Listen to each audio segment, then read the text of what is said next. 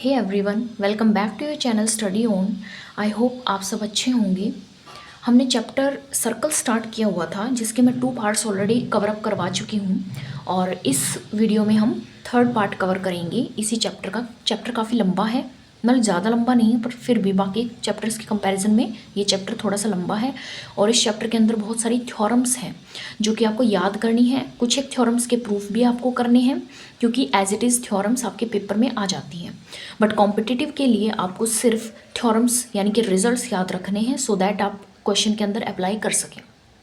Okay, तो एक बार सारी थ्योरम्स फिर से पढ़ लेते हैं, एक बार रिवाइज कर लेते हैं ताकि आप आगे जब क्वेश्चंस करेंगे, अभी मैं आगे जो चैप्टर का पार्ट करवाने वाली हूँ उसमें आपके काम आएगा।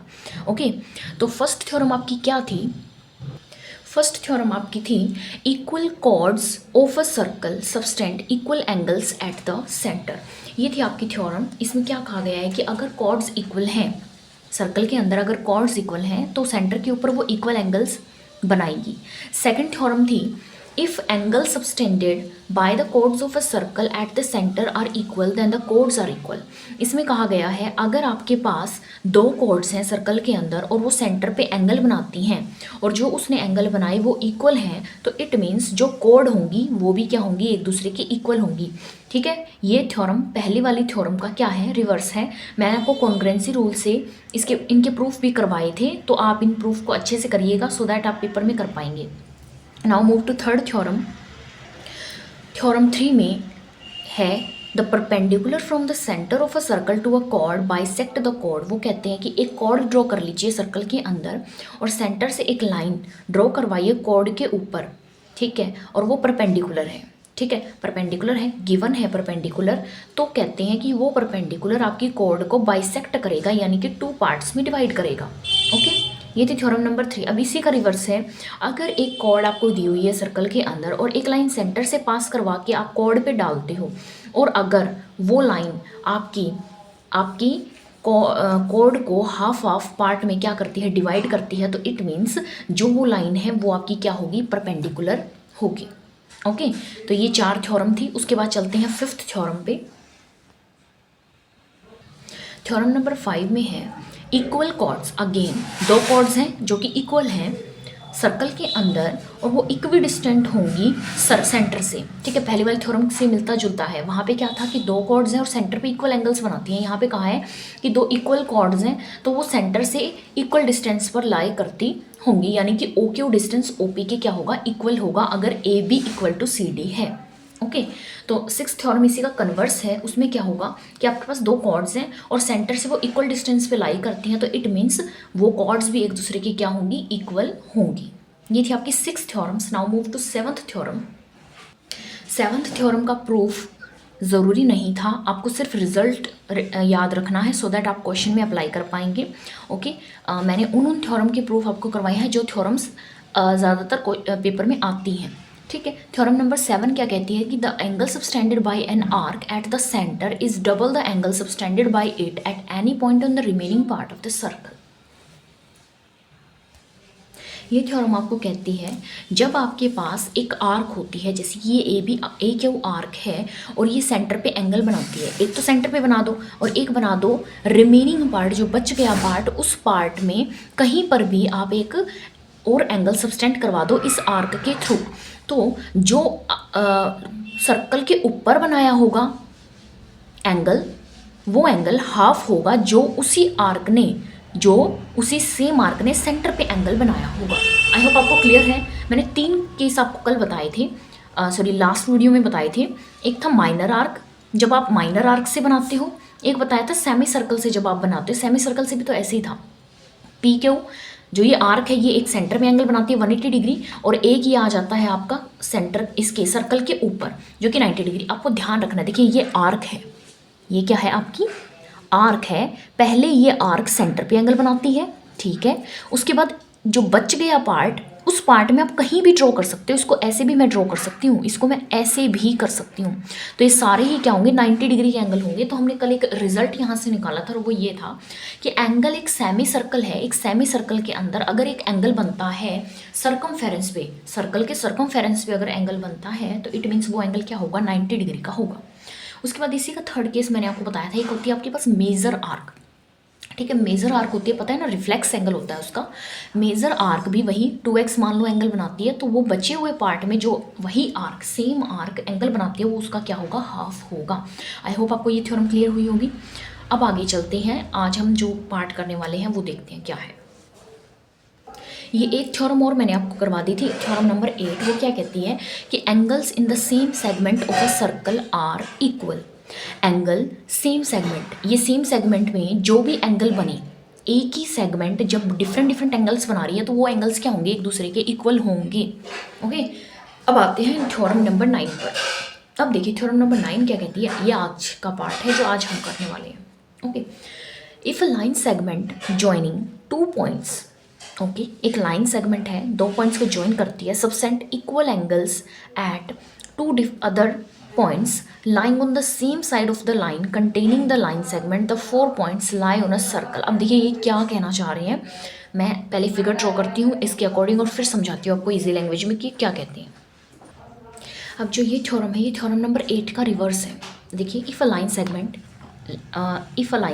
let's suppose PQ is a line segment joining two points subtend equal angles at two other point, दो अदर पॉइंट पे एंगल्स बनाती है। चलिए बनाते हैं, ये सेगमेंट है, बचे हुए पार्ट में कहीं भी बना दीजिए, जैसे मैंने एक ये एक पॉइंट पे बना दिया, एक मैंने इस पॉइंट पे बना दिया, और इनके मैं नाम रख लेती हूँ E एंड F। ओके, दो एंगल्स इसने बना दिए, तो वो बोलते हैं if a line segment joining two points subtend equal angles at the two other points lying on the same side पर, देखिए साइड का मतलब क्या कह रहे हैं वो, ये पॉइंट है, ये तो आपकी होगी सेगमेंट के बाद ये सारा एक ही साइड होगी। ठीक है, दो पार्ट्स हो गए ना इसके, एक ये सेगमेंट है, एक ये सेगमेंट है, ये मेजर सेगमेंट है, ये माइनर सेगमेंट है। Line containing the line same side of the line containing the line segment, the 4 points lie on a circle, 4 points lie on a circle। तो वही कहते हैं कि जो 4 पॉइंट बने हैं वो सारे क्या करते हैं, एक ही सर्कल पर लाई करते हैं। तो क्या कोई गलत बात है? नहीं ना, तो बिल्कुल ठीक बात बोली है इन्होंने। ठीक है, तो इसका प्रूफ कोई ज़रूरी नहीं है। ठीक है, आपको सिर्फ थ्योरम समझ आनी चाहिए। मेन तो वही थी कि angle in the same segment form on a circle in a circle are equal. तो ये इसका रिवर्स है, अगर एक सेगमेंट है, दो एंगल बनाती है सेम साइड पे, तो वो एक दूसरे के क्या होंगे, इक्वल होंगे और चारों पॉइंट एक सर्कल पर लाई करते होंगे, वो ये कहती है। नाउ आगे चलते हैं।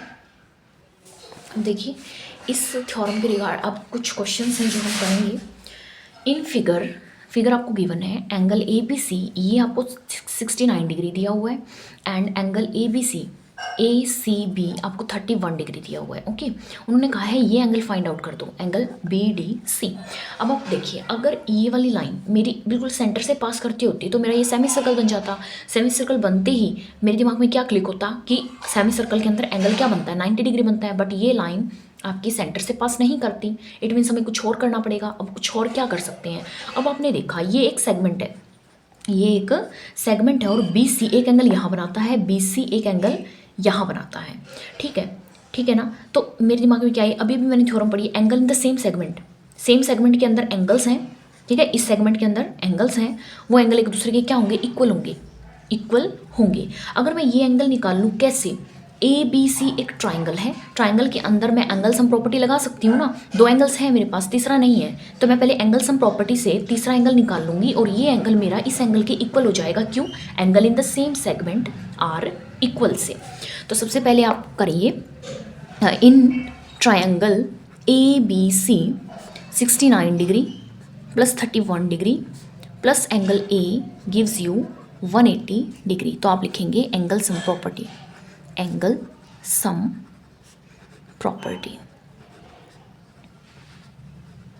ओके, तो आप इनको ऐड करिए, 6 और 1 9 and 1 10, carry 1 6 7 8 9 10, 100 degree plus angle A 180 degree.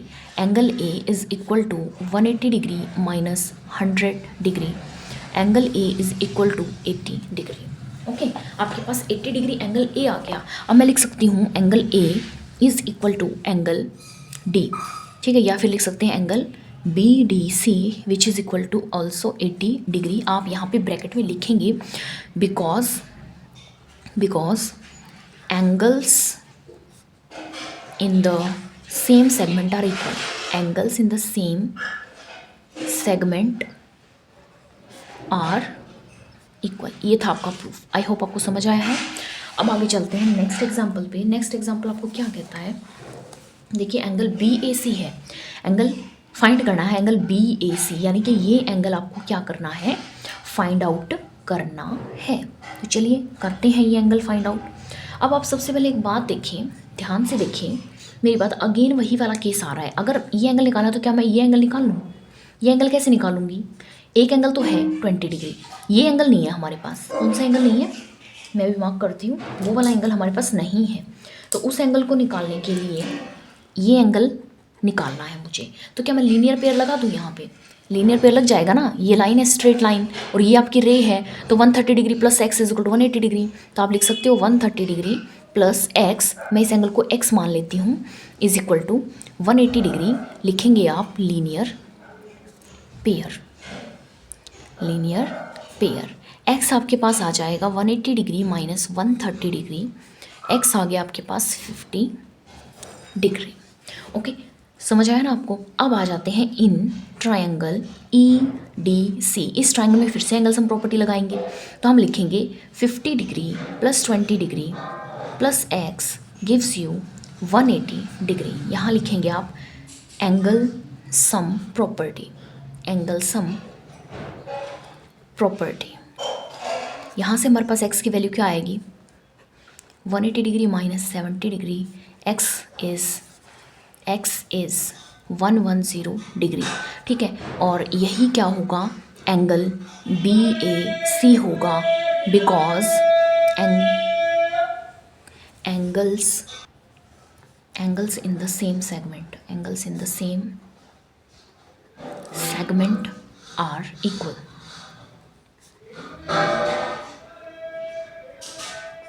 Okay, दोनों एग्जाम्पल काफ़ी इजी थे और आपकी बुक से ही थे. अब आते हैं नेक्स्ट थ्योरम नंबर 10. जी अब आते हैं थ्योरम नंबर 10. अब देखिए ये थ्योरम क्या कहती है. सबसे पहले एक छोटे सा पॉइंट मैं आपको बताना चाहती हूँ. एक छोटा सा पॉइंट, कॉर्डिलेटरल तो आपको पता है ना. कॉर्डिलेटरल आपको पता है ना क्या होता है. मैंने कॉर्डिलेटरल चैप्टर में आपको बताया था बहुत अच्छे से. तो साइक्लिक कॉर्डिलेटरल क्या होता है. साइक्लिक कॉर्डिलेटरल होता है अगर सर्कल के अंदर आपका एक कॉर्डिलेटरल ड्रॉ हो रहा है, बन रहा है, यानी कि उसके जो वर्टिसेस हैं कॉर्डिलेटरल के वो आपके सर्कल के सर्कमफेरेंस पे लाई करते हैं, तो वो बन जाता है साइक्लिक कॉर्डिलेटरल. साइक्लिक क्वाड्रिलेटरल बन जाता है. आई होप आपको समझ आया होगा. अब आगे चलते हैं. थ्योरम 10 कहती है the sum of either pair of opposite angles of a cyclic quadrilateral is 180 degree. उन्होंने कहा है कि एक आपके पास क्या है, कॉर्डिलेटरल है, साइक्लिक कॉर्डिलेटरल है, तो इसके ऑपोजिट एंगल्स का सम क्या होगा, 180 डिग्री होगा. जैसे कि ए बी सी डी, वो ये कहना चाहते हैं कि angle A plus angle C is equal to 180 degree and angle B plus angle D is equal to 180 degree. I hope ये आपको समझ आया होगा. ये देखिए, सॉरी मैं ऊपर करना भूल गई थी इसे. अगेन देख लीजिए, एक साइक्लिक कॉर्डिलेटरल मैंने ड्रॉ कर दिया ए बी सी डी. उन्होंने कहा ऑपोजिट पेयर्स ऑफ एंगल्स है ना जो कॉर्डिलेटरल के, वो क्या बनाएंगे, सम बनाएंगे 180 डिग्री का. बट हमने एक पैरेललोग्राम की प्रॉपर्टी पढ़ी थी. पैरेललोग्राम में हमने पढ़ा था कि एडजेसेंट एंगल्स का सम क्या होगा, 180 डिग्री होगा. ठीक है ना, उसका डिफरेंट है ये. वहाँ पे पैरेललोग्राम के क्या थे, ऑपोजिट एंगल्स इक्वल थे, बट यहाँ साइक्लिक कॉर्डिलेटरल में ऑपोजिट एंगल का सम 180 डिग्री होगा. ये आप हमेशा याद रखेंगे, बहुत ही इंपॉर्टेंट चीज़ है ये. चलिए अब आगे चलते हैं. इसी थ्योरम का रिवर्स पार्ट है, यानी कि कन्वर्स है. If the sum of a pair of opposite angles of a quadrilateral is 180 degree then the quadrilateral is cyclic. वो ये कहते हैं कि अगर सम एक कॉर्डिलेटरल, क्योंकि ज़्यादातर या वैसे जनरली आप देखें तो किसी भी कॉर्डिलेटरल में ऐसा नहीं होता कि दोनों एंगल का सम 180 डिग्री बने. हो भी सकता है, नहीं भी हो सकता, पर अगर बन रहा है, अगर बन रहा है, अगर सम बन रहा है, ऑपोजिट एंगल का सम 180 डिग्री बनता है, तो इट मीन्स आपका क्या है, कॉर्डिलेटरल क्या है, साइक्लिक. इट मीन्स सर्कल के सर्कल के सर्कमफेरेंस पे उसके वर्टिसेस लाई करते होंगे। अगेन हम लिख सकते हैं if angle A plus angle C is equal to 180 degree, if angle B plus angle D is equal to 180 degree, then A B C D is a cyclic quadrilateral. I hope आपको समझ आई होंगी दोनों theorems काफ़ी easy हैं but आपको याद करनी पड़ेंगी। ओके, इनके प्रूफ मैटर नहीं करते क्योंकि ये डायरेक्ट आपके क्वेश्चन में यूज़ हो जाती है। तो चलिए अब एक एग्जांपल ले लेते हैं, अच्छा सा एग्जांपल है, आपकी बुक का ही एग्जांपल है। देखते हैं क्या बोल रहे हैं वो। Prove that the quadrilateral formed by the internal angle bisectors of any quadrilateral is cyclic. अब देखिए वो क्या कहते हैं, एक क्वाड्रिलेटरल है और वो कहते हैं क्वाड्रिलेटरल के जो एंगल बाइसेक्टर्स हैं, जो एंगल बाइसेक्टर समझते हो, इस एंगल का हाफ, इस एंगल का हाफ, इस एंगल का हाफ और इस एंगल का हाफ जब ज्वाइन करवा दिया जाए तो एक और क्वाड्रिलेटरल बना लेते हैं, और वो कहते हैं कि जब ये क्वाड्रिलेटरल बनता है तो प्रूव करिए कि ये क्वाड्रिलेटरल साइक्लिक है। अब साइक्लिक की क्या कंडीशन थी? साइक्लिक की कंडीशन थी कि अगर मैं ऑपोजिट एंगल्स का सम 180 डिग्री प्रूव कर दूं तो इट मीन्स मैं इसे प्रूव कर पाऊंगी ना कि ये साइक्लिक क्वाड्रिलेटरल बन रहा है ना। तो सबसे पहले लिखिए गिवन क्या है आपको। गिवन है A B C D is a quadrilateral,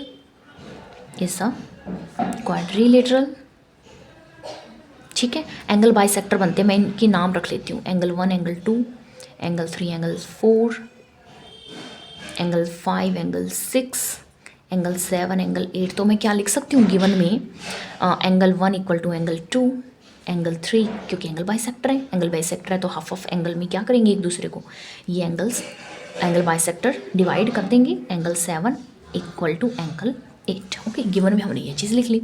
अब आते हैं टू प्रूव में देखिए वो कहते हैं कि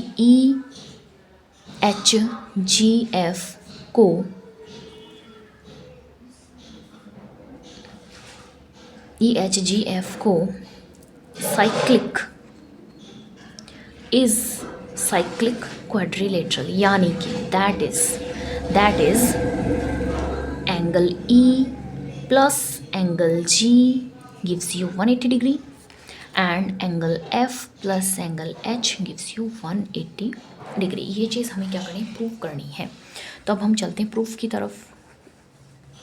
प्रूफ देखिए प्रूफ। सबसे पहले आप आइए इस ट्राइंगल के अंदर DEC ट्राइंगल में, in triangle DEC angle E plus angle 8 plus angle 6 is equal to 180 degree why angle sum property, okay. क्या आप ये समझे? ओके, अब आगे चलते हैं। सेम इन ट्रायंगल AGB,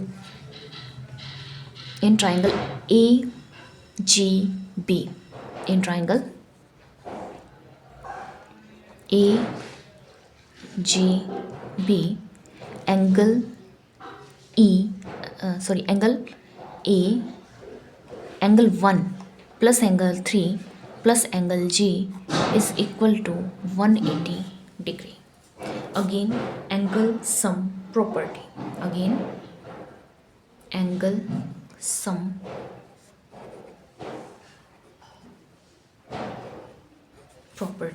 दोनों इक्वेशंस को मैं ऐड करवाऊंगी। दोनों इक्वेशंस को आप ऐड करवाइए। Angle E plus angle G, देखिए एंगल E और एंगल G तो हमारे पास बन रहा है। अब बनाते हैं angle 8 plus angle 6 plus angle 3 plus angle 1 is equal to 360 degree.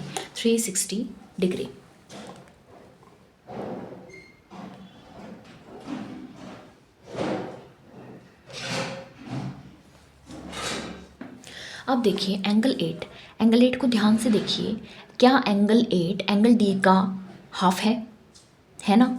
तो क्या मैं angle E plus angle G इसको क्या लिख सकती हूँ, हाफ एंगल D, पूरे का।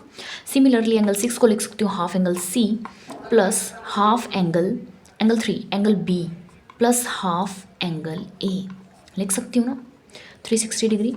Angle E plus angle G क्या आ जाएगा, 360 डिग्री उस तरफ जाऊँगी और हाफ मैं बाहर निकाल लेती हूँ, A plus angle B plus angle C plus angle D.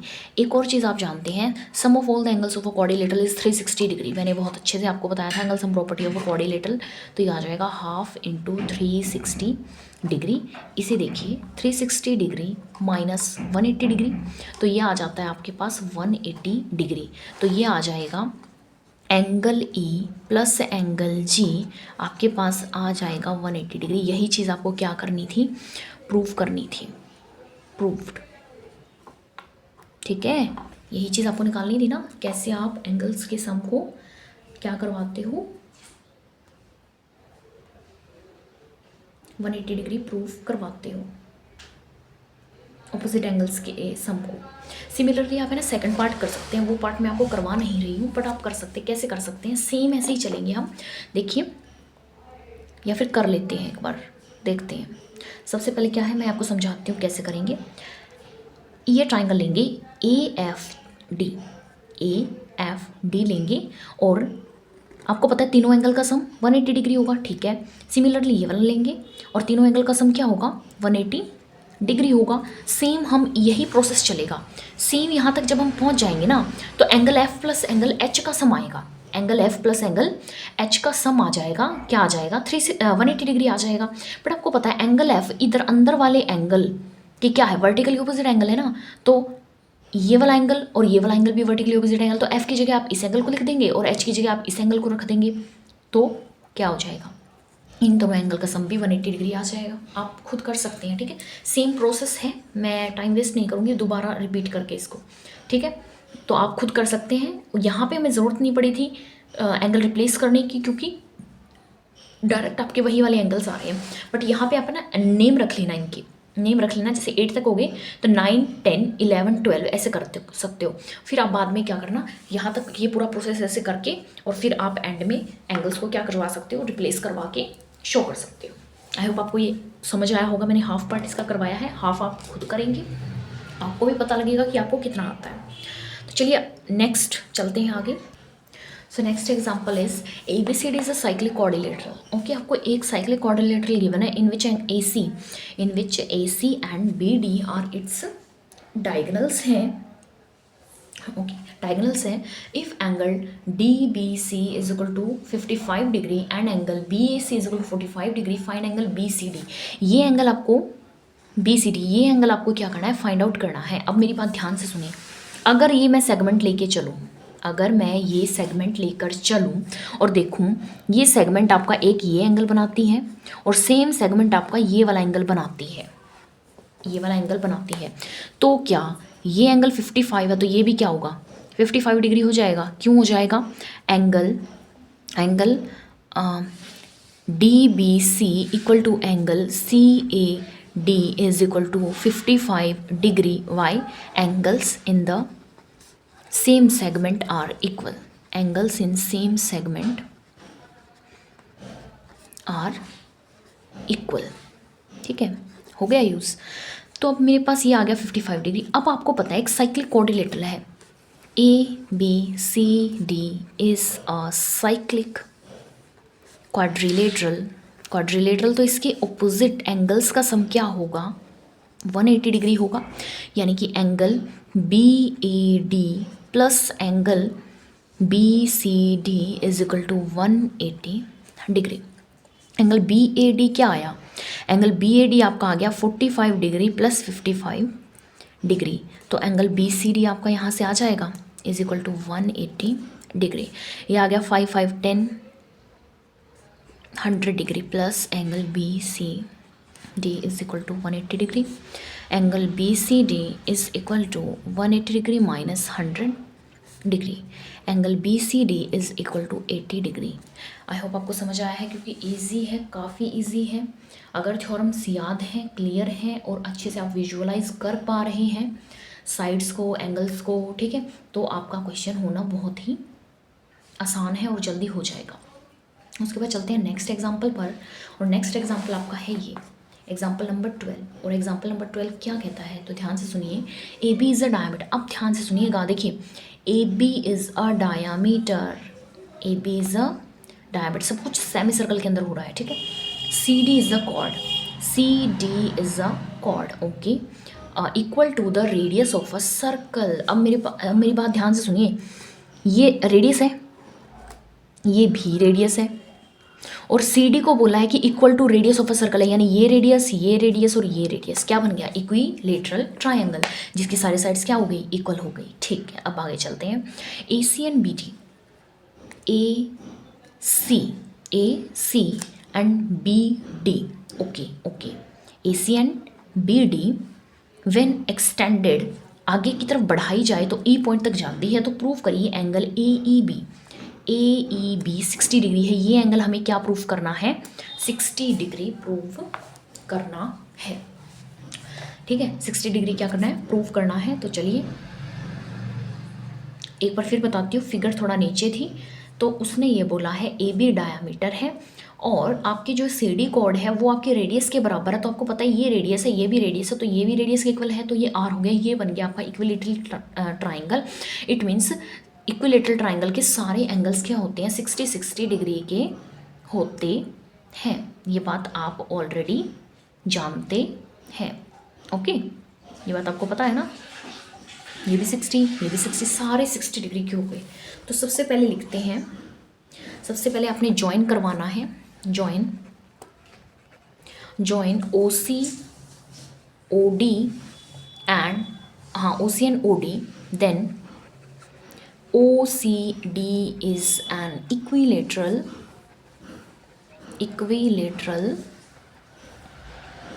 triangle. So angle COD आपके पास क्या आ गया, 60 डिग्री आ गया। ये एंगल आपके पास क्या आ गया, 60 डिग्री आ गया है। तो एंगल CBD,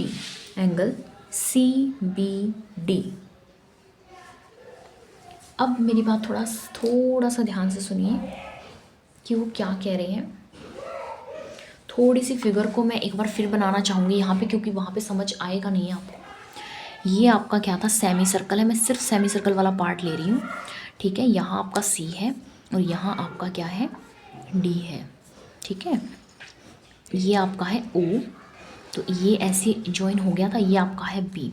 तो यहाँ से जब ये बी पार्ट ज्वाइन हो रहा, देखिए यहाँ थोड़ा दिख नहीं रहा, थोड़ा सा दिखाई नहीं दे रहा, तो आप ध्यान से देखिए। ये अगर सी डी आपकी एक कोड है, सी डी आपकी कोड है, यानी कि कोड मान लो या सेगमेंट है, तो ये कोड यहाँ पे एंगल बना रही है, एक एंगल यहाँ बना रही है, और एक एंगल कहाँ बनाती है, यहाँ बनाती है, ठीक है। दो एंगल बना रही है, सेम कोड दो एंगल आपके बना रही है। बट अब केस क्या है, केस ये है, थ्योरम 9 पॉइंट,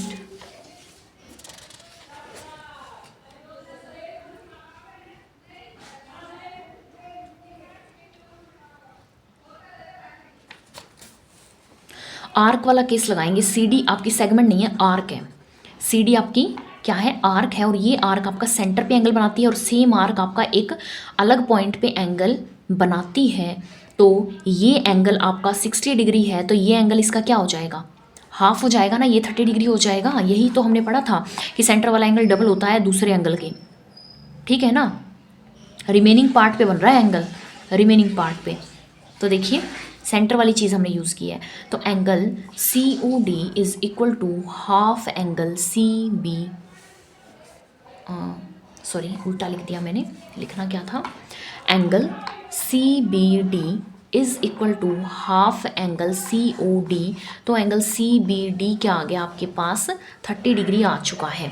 अब आपके पास एक ट्राइंगल बन चुका है। अब देखिए ये आगे चल के ऐसे प्रोड्यूस हो रहा है ना, ऐसे प्रोड्यूस हो रहा है, तो ये ई एंगल है। तो ध्यान से देखिए कि आपके पास ये एंगल आ गया, ये ट्राइंगल बन रहा है, ये क्या बन रहा है आपके पास, ट्राइंगल बन रहा है, ये बन रहा है ट्राइंगल। देखिए ये आपके पास क्या बनता है, एक ट्राइंगल बनता है। ये एंगल आपका आ चुका है 30 डिग्री। ये वाला एंगल कैसे आएगा, लीनियर पेयर से आ जाएगा ये वाला एंगल। तो हम निकालेंगे एंगल, इसको देती हूँ नाम 1। तो एंगल 1 आपके पास आएगा 180 डिग्री माइनस 60 डिग्री, तो ये आ जाएगा 120 डिग्री एंगल 1। तो एंगल सम प्रॉपर्टी लगाएं, angle 1 plus angle E plus 30 degree is equal to 180 degree linear pair, linear pair. तो यहाँ से आपके पास एंगल 1 है आपके पास 120 degree plus angle E plus 30 degree is equal to 180 degree. Angle E is equal to 180 degree minus में 150 degree हो गया, 30 डिग्री एंड 60 डिग्री,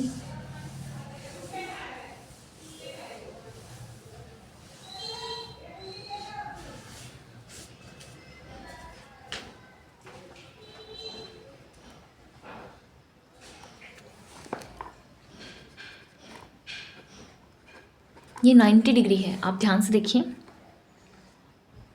फिगर थोड़ी होच पोच हो गई, एक बार फिर मैं थोड़ा सा क्लियरली आपको ड्रॉ करके दिखाती हूँ।